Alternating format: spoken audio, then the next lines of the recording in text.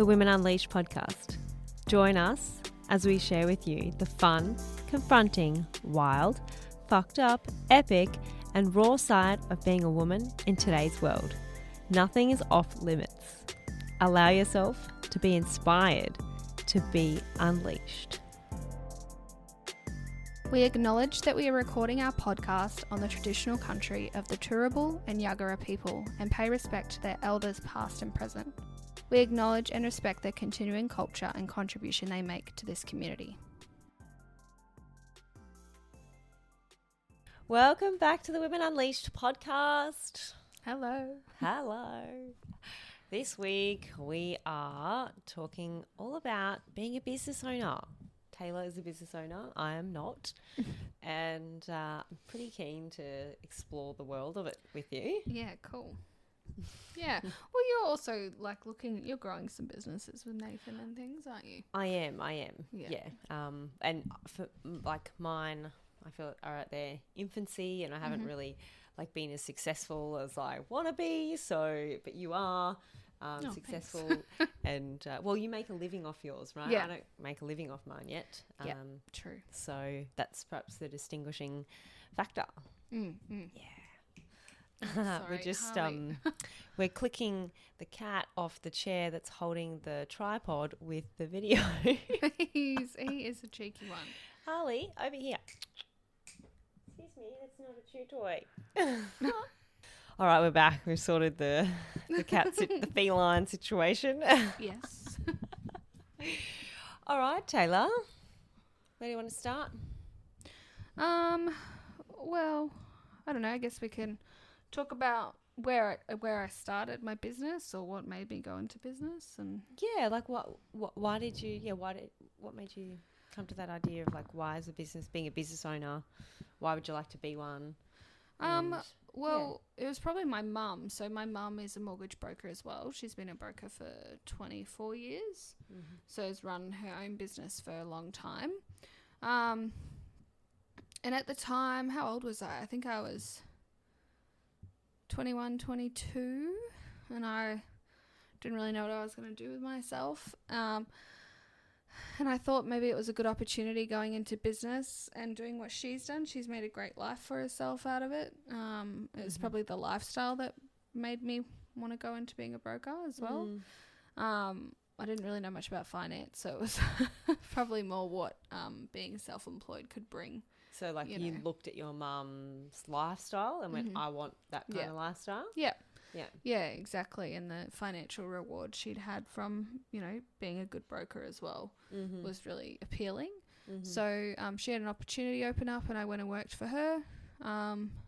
Just loan processing, so just learning the ropes, all the admin behind the scenes. Mm-hmm. And then I started my business a year later. Mm-hmm. Oh, awesome. Yeah. What was it called and how did it go? Well, I just have the same name. So I run it's like a little kind of like franchise, but not. We just run under the same banner as her. So at the time it was Home Loan Connection. And we've recently renamed or rebranded to Mortgage Advice Bureau. Oh, cool. Yeah. So I just started out working there and I just would work after hours. So I was working full time still. For your mum? Yeah, for my mum. Yep, and would run my business on the side. Mm-hmm. The first year I didn't do much at all. I don't think I really got what it took to be a business owner. You've got to go and chase leads and things, and I was just kind of waiting for things to happen. For them to come to you. So I learnt that pretty quick because no money was coming in. So lucky I was still working full time. So yeah, I slowly went from working full time. I worked then 4 days. Then I I think I went down to 2 days contracting for them. Mm-hmm. And then slowly went out. So I think I've been doing it full time maybe 3 years now. Wow, I can't believe it's been that long. Yeah. So it's pretty cool. It's a big jump though when you know you don't have that income coming in every week and you've got to find it yourself. So it was a bit scary, but I did it. Made the jump. Made the leap. Yeah. Oh. So. Yeah, fantastic. And when did you or have you had that experience where you're like, okay, I've made it? what is making it for you? I don't know. I think you kind of just keep going. And then you kind of, like, I probably wasn't very good at reflecting on what I'd achieved. I just kept going, and I don't know, you just like, there's always more, right? There's always more, like more money I could make, more I could write, more I could do. So I've always just been happy. I don't know if I've ever really thought I've made it. I mean, I've done enough to be successful. Maybe now, actually, that I'm having a baby and taking some time off and I've still got income coming in, maybe that's been a good like time to go, yep, I've done a good job, because I can earn an income and still have a baby. So that's probably a bit, but to me, I haven't made, like, there's still so much more to do. You know, there's so much more I could do. Yeah. So and look, you didn't have to have an answer to that question, because that just could be, you know, my thing of like making it. Yeah. Like, I just want to make it and then have like a really awesome life, but like, it's not about that at all. No. Yeah. No, I guess, but it is good to also like acknowledge yourself and appreciate, you know, be grateful for what you've got and what you've done. Because if you don't acknowledge the small things or the, you know, the goals you do achieve, then you kind of just, it's not good either. You do have to acknowledge yourself. So, so I and making goals was super important.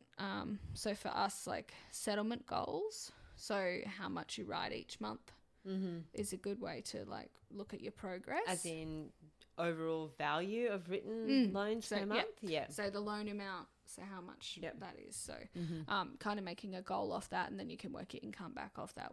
That's a good way to look at it. Or, you know, at least annually how much you want to settle yourself. So doing that was the way I went, and then you slowly just build it up. Oh, cool. Super cool. And was there a time in your life where, like, before you started working for your mum, you were working for somebody else? Yeah. So I worked during uni. So I did 4 years at uni. I worked for Suncorp Bank doing like casual telling. And then after that, I decided I studied psychology and criminology, and I decided I didn't want to do any of that. I forgot that about you. So I finished it all and then was like, no, I don't want to do that. So I ended up working at Mercedes-Benz Brisbane full-time, doing like concierge, so getting people coffee, welcoming them. First full-time job, and I needed to work, so the hours I was getting weren't the same anymore, and need to make some money. It was perfect actually, because I didn't have to use a lot of brain power in the sense, you know, making coffees, and it wasn't not trying to diminish that, but it just, from going from uni and having to be like super on all the time, it was nice to just have a bit of a break. Like, I didn't know what it was like going to work and then coming home and not having anything you needed to do. I was so used to, you know, you go to work and then you come home and you study. Yeah, I had a similar experience actually. And like, remember when long weekends would come around, or just public holidays, when I was studying and working full time, I'd be like, great, I can study more, you know, like, woohoo. Yeah, and then when that stopped, I was like, what do I do? I was the same. Like, I used to work Tuesday through Saturday and then have Sunday, Monday off, and I was like, what the fuck do I do with all this time? Or same, you know, you'd come home from work and you're like, I'm done. Like, I can just have dinner and watch some TV, and I didn't have to feel guilty either. It was like you know, there was nothing to do. And even like at uni, when you didn't study and you just chose to do something else, there'd still be like it on your mind. Yes, in the back of your mind. Yeah. So that was interesting, was getting used to like, oh, I can check out. Yeah, just chill, do nothing, or spend time with friends, or, you know, whatever. So yeah, doing that job just gave me the space to like look at what I wanted to do. Yeah, cool. And some of the things you said there, I just want to like draw out, like, which from my view is what's different between a PAYG person and someone that's a business owner, is that once your like hours are done, like you're off the clock. Yeah. You don't have to think about anything related to work versus when you are a business owner. What's the thoughts? What's the after, Oh, you know, man. like, is there ever a clock that you're on and off, you know, like, it depends, I guess, it depends what you're trying to achieve. So, like, if you want to be super busy and be writing lots of business and, like, you're going to be working 80 hours a week or, you know, stupid hours. If you want to do, like, part-time, I guess, you know, you limit your hours a little bit more. But I've always, especially when I started last year even, I was just working just as much as I had to, you know, whether it was the weekends, late nights, sometimes I'd be up till midnight working. You just keep going. And then when you do stop, you know, then you're on your mind. Obviously, I'm dealing with people's finances. We've got settlement dates, finance dates. So you're like, and then, you know, sometimes you go, fuck, I forgot to do that today. And, oh, God, I better jump on quickly, do it now, or, like, write it down, remember it. So you always, like, got your to-do list, and then you've got your tax and your BAS and meetings and staff stuff sometimes that you got to deal with. So I only had one VA. She's gone now, and with me going on maternity leave, I don't need her. But, you know, thinking about her too and her training and stuff she's up to. So, yeah, your mind doesn't seem to stop. Which is, I don't think it's a great thing to be that way, but you just, I don't know, can't help yourself sometimes. Especially when you're in your early days and you're building your business and stuff, and it's all by yourself, like, you're accountable. Yeah. But if you don't bring in the money, you're not making any, like... No Uber Eats next week, eh? No. Well, how are you going to pay your rent? Like, you know, that sort of stuff. So, you kind of just have to keep pushing. And what kinds of things did you do? I'm sure you had some weeks where you were like, oh, how am I going to pay my rent or my mortgage? In those weeks, like, what kind of things did you do to make it? Well, I guess at the time I had a partner as well, so I could, you know, we just had to watch the budget that week. But what did I do? I just put more time into my business, like more time into lead generation. Yeah, so like dive into that. Like, what did you do to then go and generate more leads? Yeah, so I have a client database, so I'd call them and see if anybody needed any more help. And then networking. So when I first started, I would network 2 nights a week after hours till about 9, 10 o'clock. And do you add that into your work time that you were working? Oh, that just carried on. So I'd start at 9, finish at 9. Like, you just... Yeah. So you include the networking time as your work time. Yeah. Got it. Yeah. So I did that, and then I stopped going there. I did some breakfasts. I did... we also got leads from... like our management. They offered leads, so I jumped on. I just would not say no. You just say yes to everything at the start, and then as you kind of get a bit more established, you start turning things away that aren't going to serve you anymore. But yeah, I don't know, I just would take action, and I've always found the more action I would take, the more business I would create. That's awesome. That's good. Like, my internal state is like, oh, no, surely not. Surely action's not the answer.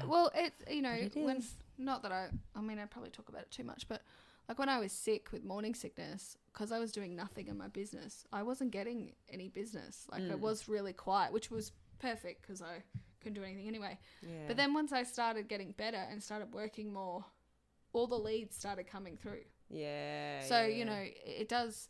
I do 100% believe the more action and like quality time you put into your business, it just, the universe is like, yep, okay, give you more, give you more, supply you with that. That's cool. That's really cool. Because I guess like I'm just looking at it through what I'm going through at the moment, and, you know, working less days for my employer and more days for me, and how I actually address my time on those days that I work for me. It's also about being productive, not just busy. So like you've got to do those tasks that are going to make you money. Plan. Yeah. To know you're actually focusing on the things that are going to make a difference. And make you the money. Like you want to do money making tasks. There are stuff that you need to do. Like for me, like a lot of process stuff, obviously dealing with finance, you don't want to miss tasks, and sometimes tasks get missed, so you add that into your process, make sure that doesn't happen, things like that. So having your processes and things are super important as well, which is your back end. But you don't want to spend so much time on trying to make everything pretty that you don't actually focus on the lead stuff, because that is where you make your money. Is getting clients in the door, or whatever, you know, selling the product or whatever you're trying to achieve. But yeah, so you need to spend some time on the admin, but it is about getting out there. Networking's massive. You've got to network and speak to people and get yourself out there. So yeah, that busy and productive thing's super important too. Yeah, because you could spend all day doing stuff and it's like pointless. Making a flyer look great or a website look awesome, and or an email be perfect, and got to keep the big picture in the mind in your mind. And also who you're working with. Like I learnt that really. I learnt that as well probably the last 18 months, is just because it's a lead doesn't mean you need to take it. Sometimes they're not right for you and your business. And, you know, I have felt a bit of added integrity with myself with some of the stuff I was doing. It just didn't fit exactly what I wanted to achieve. So I dropped them. So sometimes you got to look at where your leads are coming from, because that can make a real difference as well as to how your business runs. You might need to get rid of people. And say no. So it's learning to have those tough conversations too. What are some of the toughest conversations you have had to have, like, that you can tell us that are as sensitive as possible? Saying to referrers that I no longer want to work with them. So that was some tough conversations. I don't love conflict and confrontation. So having that, but I just prepared myself. Commission conversations around money, talking about how much someone should get for a lead or shouldn't get. That's tough. And also then with your customers, with clients, telling them you can't get them finance, or you can't do what they wanted to do. So which sucks. Means they can't get the home. And saying no really. But I like to try and find a solution, but sometimes it's just not there. Well, it's not right now, at least.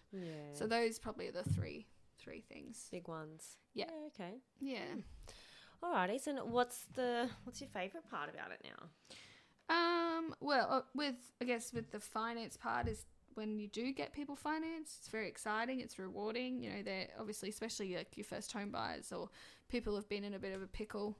Like you tell them it's done, they're like, oh my God, it's very exciting. And the flexibility with being self-employed. So, you know, if you have a personal appointment or something on during the day that you need to do, you can go do that. And then, you might work later in the night, whatever. Or so you can catch it up whenever. You can compensate for that. And, like you don't have to miss out all the time on things. So that's pretty cool, the flexibility. And, you know, the income not having a cap. So obviously I can earn as much or as little as I want, depending on how much work I want to put in. Yep. Yeah, that's pretty cool. It's freedom. Yes, the freedom. Yeah. Awesome. All right. Anything else you want to add about being a business owner? No. I mean, it can be tough too. It's not always the greatest thing, and sometimes it sucks. But you know, but at the same time, you're in full control and you can take full responsibility. I had to do that last year. You know, I got myself in, which we've shared on the podcast previously, got myself in a bit of financial drama, and but you know, I was in control of that, and I switched my whole life around financially. So it can be tough, but it's also all on you, which is empowering too. Yep. Yeah, magic. All right. Well, thanks, Taylor. It was pretty cool to hear about your business owner. Yeah, well, I'm looking forward to what you get up to as well. Oh, yeah, totally. All right, well, thank you, everyone, for listening, and we hope you have fun sharing what you've gotten for yourself out of listening to this episode. Our goal is for our content to reach as many people as possible and become the #1 empowerment podcast in Australia. Our call to action is that you contribute to your fellow women by sharing this episode, leaving a review and following us on social media. Bye!